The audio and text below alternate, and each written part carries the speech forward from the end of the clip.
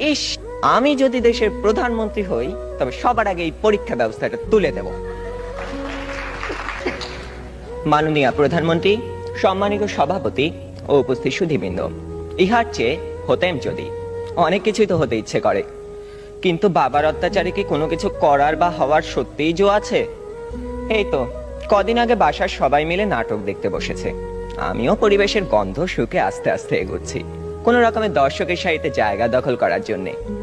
অমনি বাবা গুরুগম্ভীর কণ্ঠে আদেশ জারি করলেন, দুদিন পরে তোমার পরীক্ষা, এখন তোমার এসব নাটক ফাটক দেখা চলবে না। কি আর করা, দরজার চৌকাঠ থেকেই ফিরে যেতে হলো। যেতে যেতেই শুনতে পেলাম নাটকের ছেলেটি তার বাবাকে বলছে, আমি এবার পরীক্ষা দেব না। ইস, আমি যদি এমন করে বলতে পারতাম, এই নাটকের ছেলেটির মতো হতাম।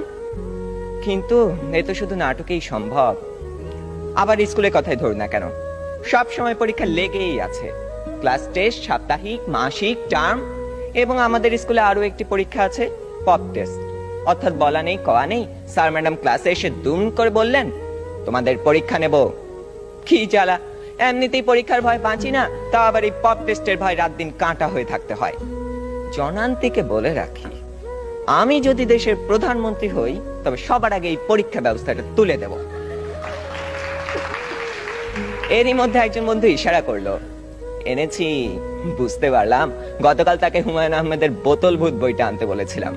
কোন রকমে পরীক্ষা শেষ করে উঠে গেলাম লাস্ট বেঞ্চে।